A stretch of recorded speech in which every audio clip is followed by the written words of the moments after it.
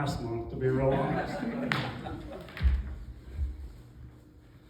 Yes, I was last month's 13th freak. Who was here last month? Just know that your cheers are the reason I'm back on stage tonight. So if I suck, it's all your fault. There is a little more pressure tonight. Let's face it, as the 13th freak, I could have taken a nap on this stage for 5 minutes and you guys would have cheered.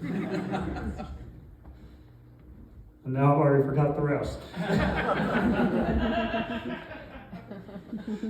Now, tonight there are expectations. They're not high expectations, but the bar has been raised just a bit. But being on the stage is something I just couldn't shake. It was like Coke. This guy knows what I'm talking about. He's like, Coke, I can get you some Coke. You need some Coke right now? I should back up and say I'm from the South originally. We use the term Coke to mean a lot of different things down there. In this case, I do actually mean Coca-Cola, sir. So, no offense to our beer sponsor tonight. Let's hear it for Great Divide Brewing! But ice cold Coca-Cola is my drink of choice. I just love it so much. And that's why I needed to lose some weight a few years ago. I spent the first year of the pandemic eating everything that wasn't nailed down, binge watching every show ever made, and making sure that Coke stayed profitable. After that, I figured the only exercise I could do to get back in shape was to go for a walk. Walking's a great exercise. You don't need any special equipment or high-level training.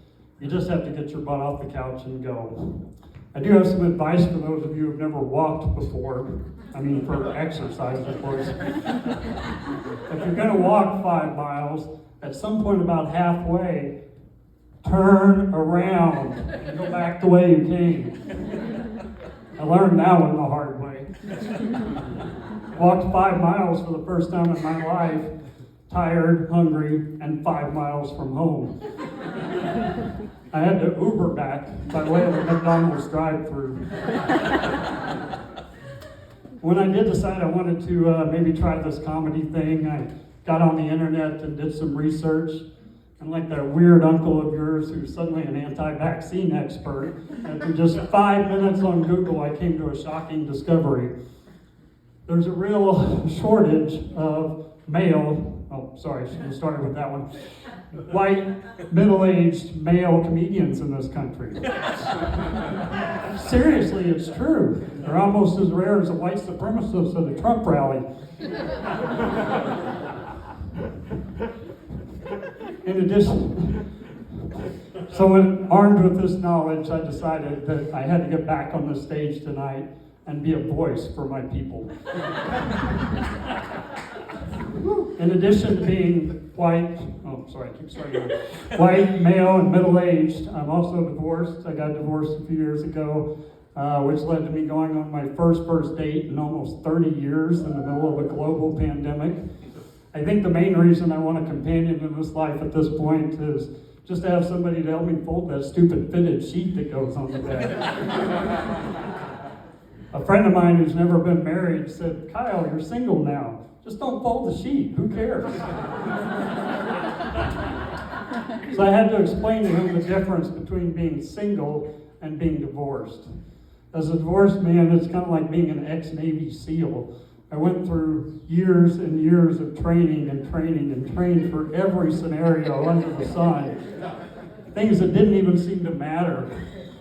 But you do it so that when the crap hits the fan, you don't have to think, you just have to react. Well, after 27 years of training, when that sheet comes out of the dryer, I react. That training is also why I tend to think sex is optional in a relationship. I should say that I have met a great woman, and we've been dating for a while now. She answers my phone calls. Yes, we're old. We still call each other. And she doesn't pass out at the sight of me naked. I realize as my time's about to come to an end on this stage that I've left you with quite the visual image by saying that. But it could have been worse. 2 years ago, I was 50 pounds more. So the image, could have been a lot worse. But that's all I've got for you tonight. Thank you for bearing with me, and maybe we'll get to